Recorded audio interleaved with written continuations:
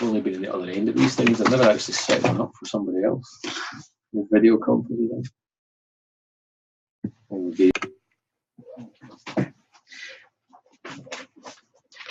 Good afternoon, everyone, and welcome to our second Zoom session on Power of Attorney.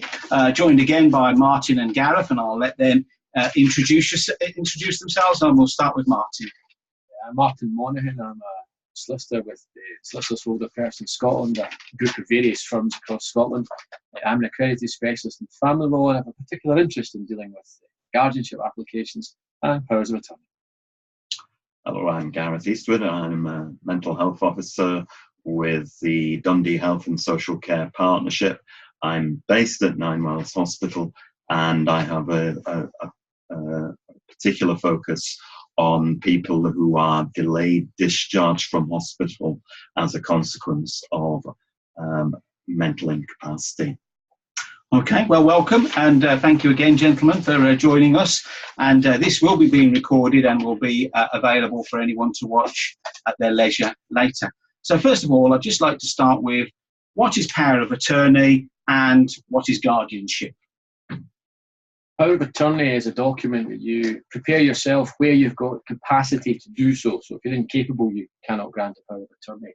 It's a document whereby you list a series of powers which you give authority to someone else to exercise those powers on your behalf in very particular circumstances.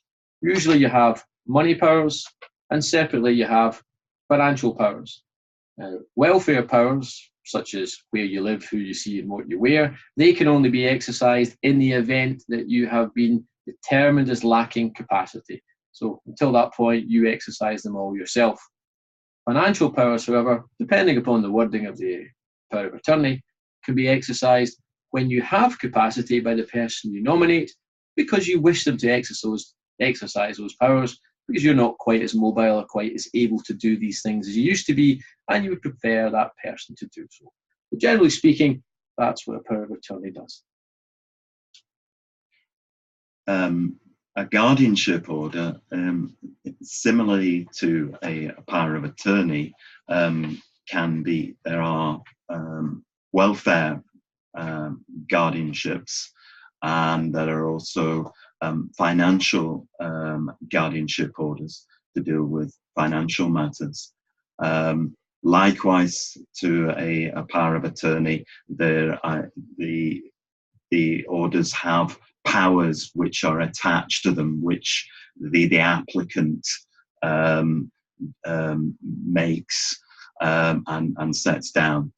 The differences are that, firstly, a guardianship order is made when someone has lost or has never had mental capacity, and therefore it's made by either a person, a private individual, that can be a family member, a friend, or someone else who has an interest in that person's welfare. Or alternatively, if no one else is making an application, the chief social work officer for the area in which the person resides has a duty to make an application in relation to someone who lacks mental capacity if no one else is making that application. The other difference is that a guardianship order is an order which is granted by the sheriff court, and therefore it's an application that has to be made to the sheriff court. Part of the process as well, that there have to be two mental health reports which establish whether or not the person has mental capacity. And there also has to be a report carried out by a mental health officer as well, which looks at to what extent is the order necessary and is the least restrictive option available. And also, if it's a private application, the mental health officer also carries out an assessment of the proposed guardian's suitability. Finally, the distinction between power of attorney and a guardianship order is that because the person no longer has capacity, then it's someone else who decides who is going to be the guardian and not the actual adult themselves, because of course they're no longer able to do that. So the best piece of advice that we can give to anybody watching this is to get power of attorney sorted out for themselves and any members of their family sooner rather than later. Would that be the thing to be thinking about? Absolutely. Absolutely. So I take it everyone in this room has their power of attorney sorted out. Yes. Yes.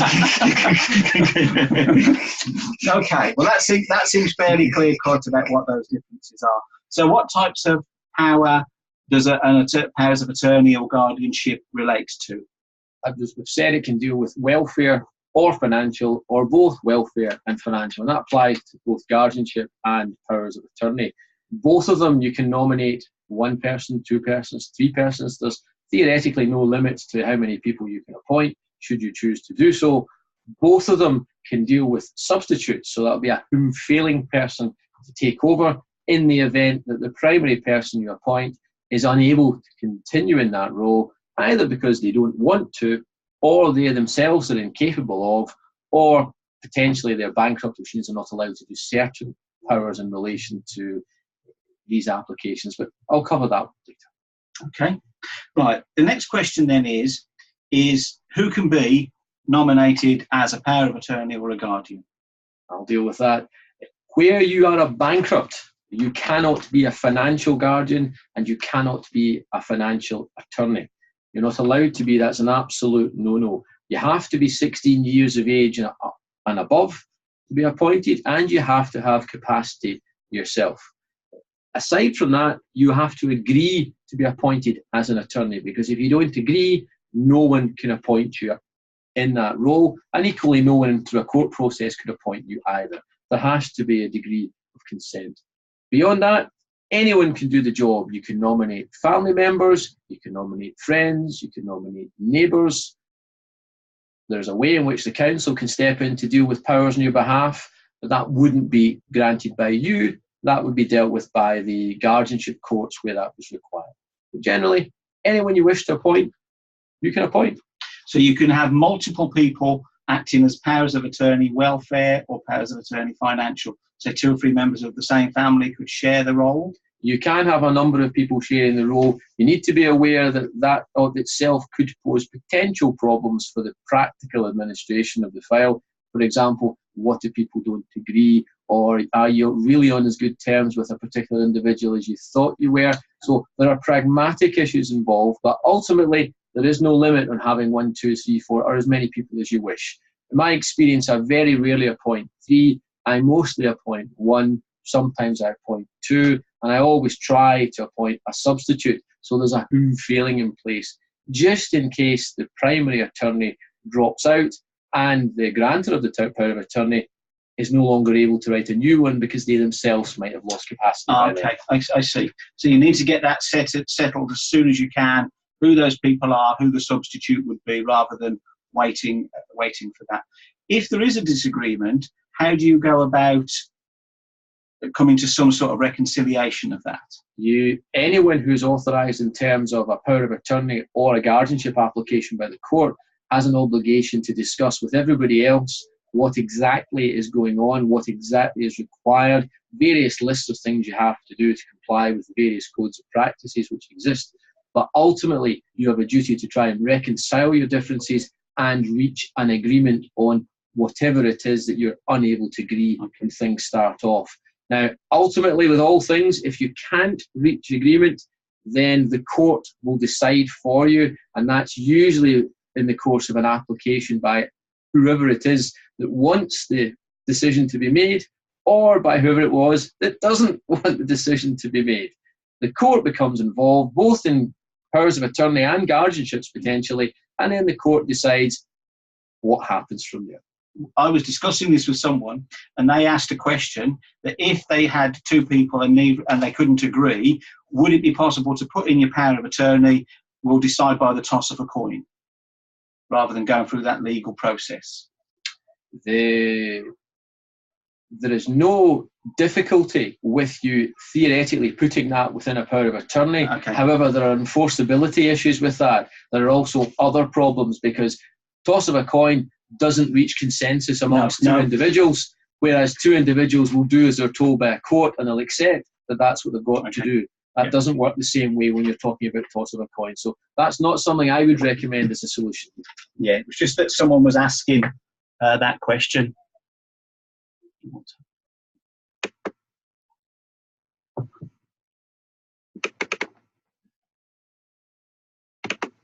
We've just got a bit of a technical problem there, so we're back on. Sorry about that. So providers of care, should they have copies or originals of all of these documents within their filing system? Yes. They should have copies or originals. Yes. Which one? Well, ideally, they should have both. I would have thought that both the originals, but also copies, so that if necessary, they can actually provide those two. Yeah. Whoever's appointed will be given an original certificate from the Office of the Public Guardian, or depending upon how it's set up, it will be sent to them certified by the solicitor that did it for them. Yeah. Those are the principal certificates. They should always be retained by the person that's appointed. Now, solicitors can do certified copies of them because there's an unlimited supply that they can do, or you can pass on photocopies to others, or you can apply and pay for another original from the Office of the Public Guardian in Falkirk who stores all of these. But you should always have the original registered power of attorney with you because you are the one that's responsible and you have the duties that go along with the post. Okay. You mentioned the word there, registered. Yes.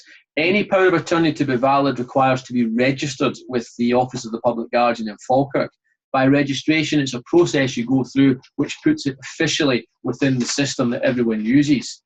Lots of people out there, especially from years back, would go to a solicitor and prepare wills and prepare a power of attorney, but they would ask for financial reasons, usually, not to register that power of attorney. So these documents exist in abundance within lawyers' safes or potentially within Auntie Jeannie's drawer somewhere. That may well be the signed original power of attorney, but it is not valid and cannot be used until it's been registered at the Office of the Public Guardian. And of course, the problem with delaying that registration process from when it's originally signed is if there's something not quite right about it, potentially a typographical error or some other minor detail, that has to be initialed by the grantor before the Office of the Public Guardian will receive it. And if it can't be initialed because the person's already lost capacity, then your power of attorney is kaput and you would have to go down the guardianship route.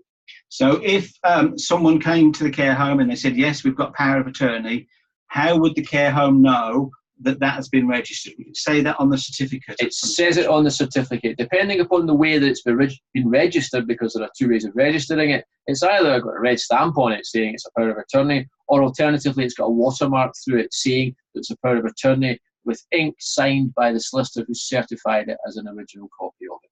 Okay, and that's different for guardianship. Well, then. there's a point of clarification there. Is that the case in relation to all powers of attorney, or is it just powers of attorney which were set up post the AWI Act of 2000? If it's a really, really old one, then it's dealt with slightly differently, is my understanding. But that's from pre-2000 something or other. And I would have to double check the small print on that to give you that answer. The reason I'm asking that is because we were our authority were involved in where we questioned the validity of a power of attorney because it was not registered with the Office of the Public Guardian, and then it turned out it was actually pre 2000 apparently. Then it's not required. I mean, I suppose the likelihood is that you're going to see less and less of those as time goes on, so that's not going to be quite an issue for us. So we have the registered power of attorney and we have that in place. Mm-hmm. And obviously someone's still got capacity, but capacity can fluctuate. Yeah. So how does the power of attorney then start to work for us? How do we then start to take those and talk to people about the powers that they can have? And where a person's capacity is fluctuating, they're still the client. They're still the person that you're responsible for. They're the person that's in front of you. So ultimately, it's still their responsibility as to whether they realise all the benefits of acquiring a power of attorney that was spoken of, and whether they actually wish to follow through and prepare one. But it's their choice. They cannot be forced to do so. And whilst they can be gently cajoled, encouraged, pointed towards, ultimately, it's their decision. Now, when you have family members around you and you're talking collaboratively about the best way forward, then yes, that's something that you would always discuss with everyone that's involved in the person's care, so that everyone is aware of what can be done. But when it comes right down to it, if the person decides, no, a power of attorney is not for me, then any undue influence brought to bear upon them to complete one of those would be entirely improper and would usually be caught through the process by the solicitor, who would take instructions to do so. But if a person says, I don't want to do the power of attorney, I know it's then going to result in all sorts of hassle for my family. I'm going to be waiting 6, 7, potentially 12 months, depending upon what area I live in, for this to go through the court system. It's going to cost an awful lot of money to do all of this, but that's what I'm going to do. Then I'm afraid there's a limit to what you can do with clients. They decide their lives, they're the bosses. Okay. So what happened? So how would we know who to contact if there are multiple people and it's an emergency? Would we just contact one person if there are multiple people on a power of attorney or a guardianship? Best way to deal with that is determine that at the outset of the file when the person joins your establishment. How do they want this dealt with? Whom do they wish contacted? In what order as best can be arranged? In practical terms, if it's an emergency issue, you get who you get. Simple as that. You then tell everybody at the earliest possible opportunity after that. Everyone is supposed to discuss key decisions. Consensus is supposed to be reached when dealing with key decisions, but ultimately both guardianship and power of attorney, where they're drafted this way, and they usually are, allow individual attorneys to make decisions in their own right on behalf of that particular adult. In other words, you do not need both of them to tell you that a decision has been made.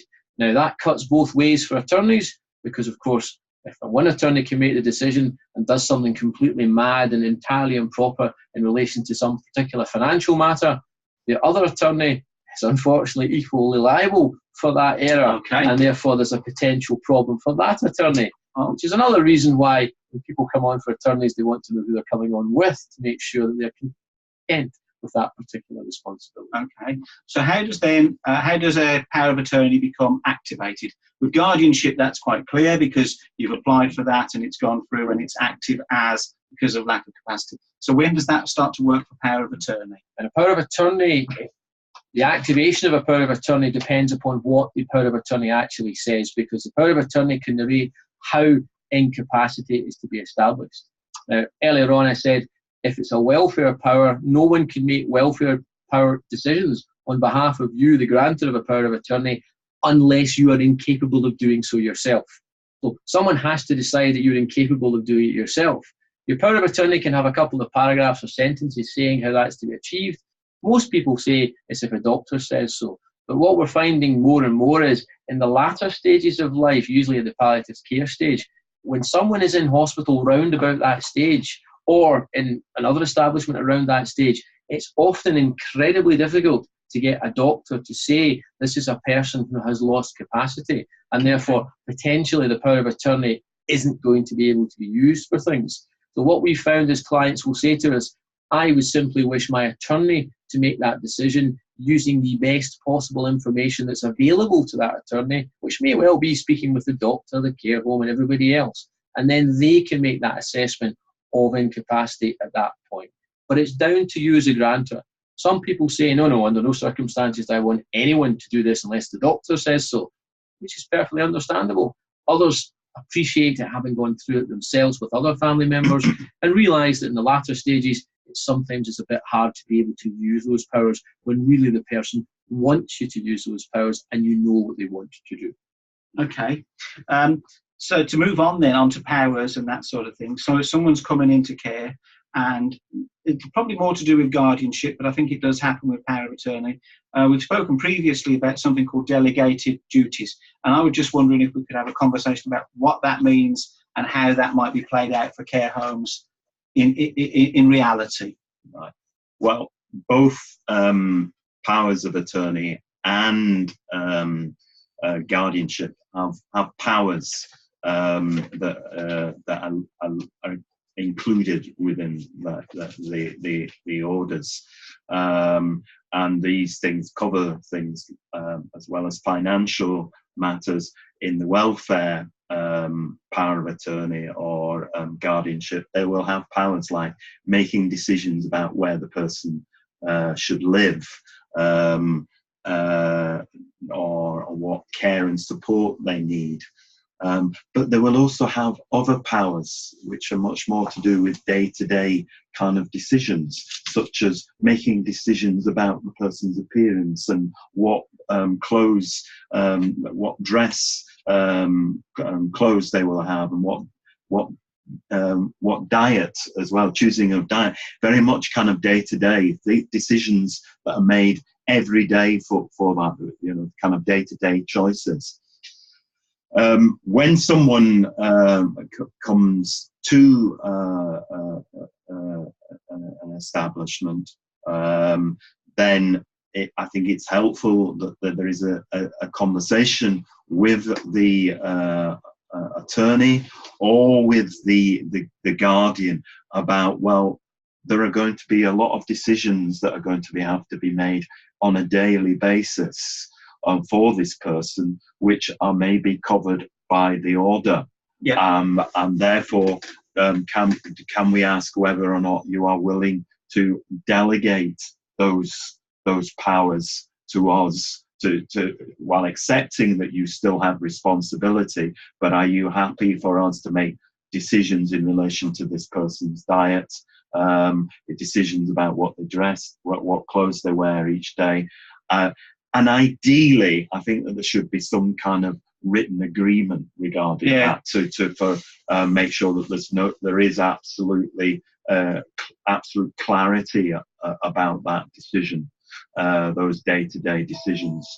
At the same time, I think it's important to remember as well that even that when powers are delegated, it's agreed that yes, you can make decisions, that ultimately the guardian still retains the responsibility for those decisions, and therefore will obviously have to be confident that the decisions that are made are going to be in the person's best interest. Well, we had a discussion about that sort of thing, and we wondered whether, I mean, some people have said whether the signing of the care plan would indicate that you give approval to all of that, because a lot of that stuff is in there, that you will help someone to make their choices. So that would indicate that you are aware that that's what you're going to do.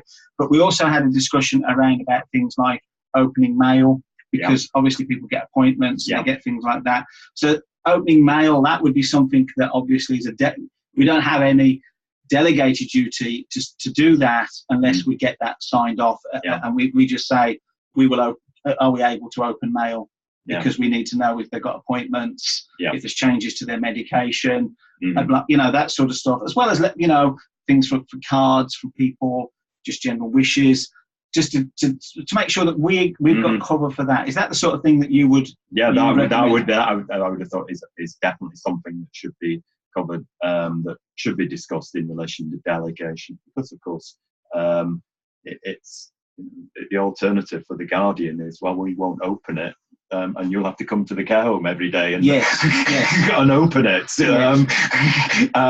But I think it's helpful to have a discussion, and there could be an agreement along the lines of that there is regular communication, how regular communication is about what the mail is, what's in the mail, so that the guardian is aware, or the attorney is aware of what correspondence is coming in.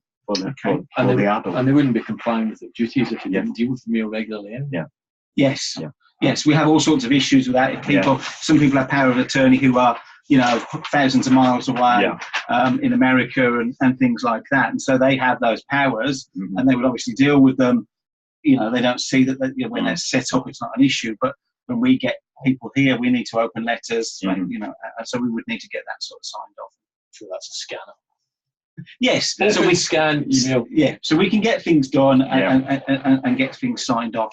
So that's not a problem. Our next sort of point then is, how do we, if we think someone is failing and they haven't got a power of attorney, who do we approach in the first instance to talk about guardianship as care providers? Would that be the GP, the care manager, mental health officer? Who would we first of all go to? Well, if presumably if someone is in a care home or they are being provided care, then at some point then there will have been a care manager that has assessed that person's needs.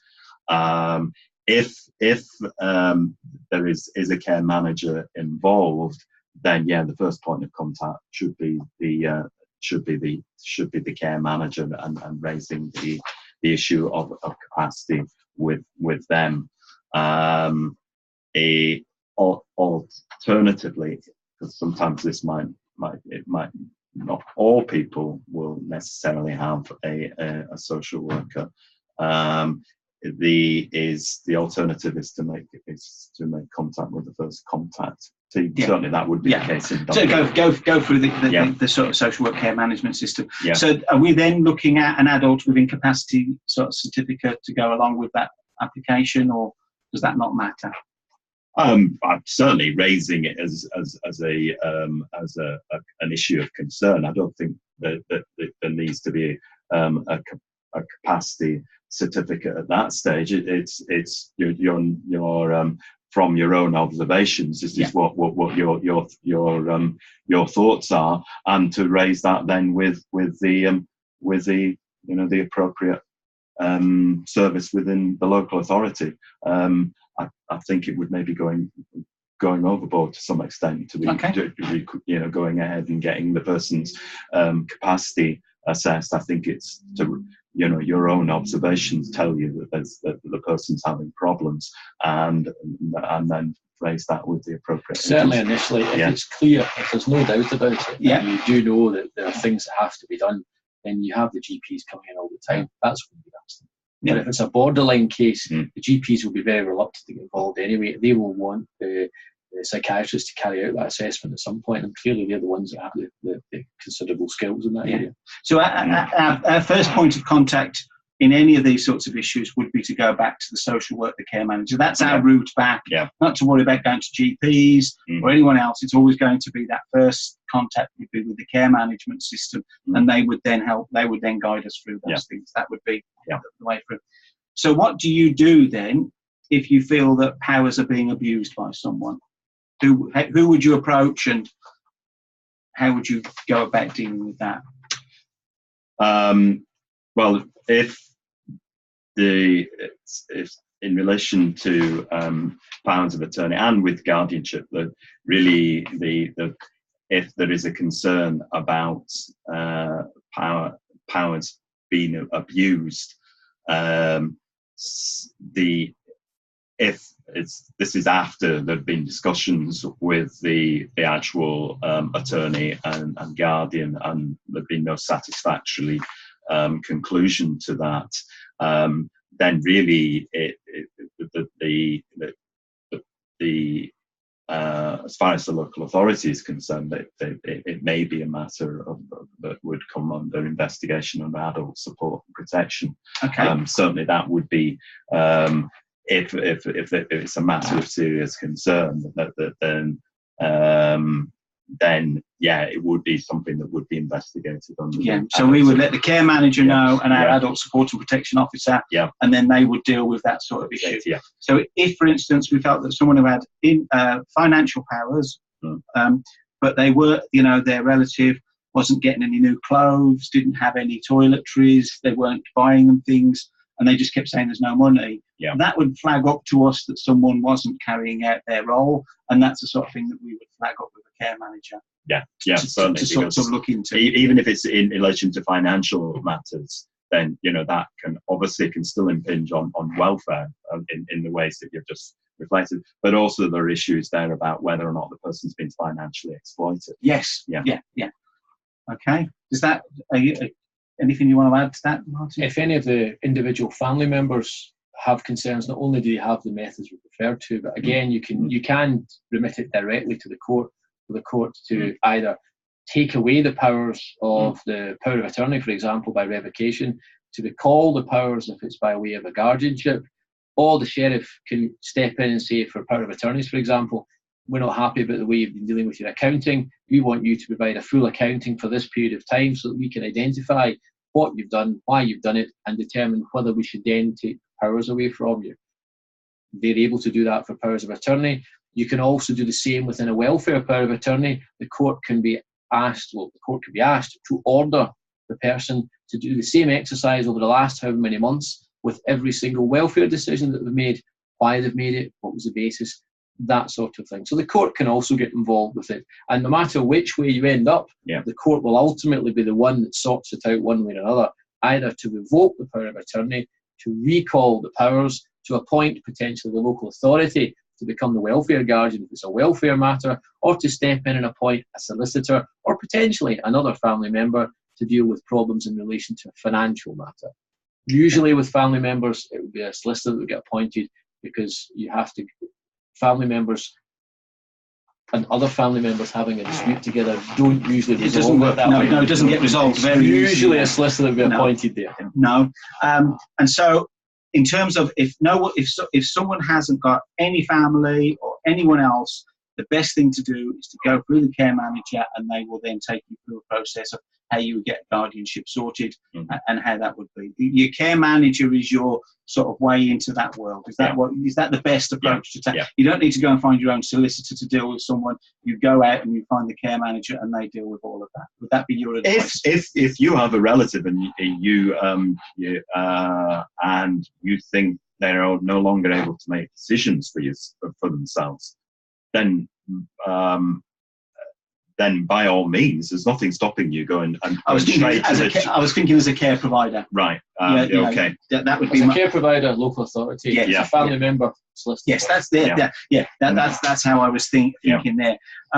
So that sort of covers most of my questions. I don't know if there was anything you wanted to add to any of that. On a practical level, there are a couple of things.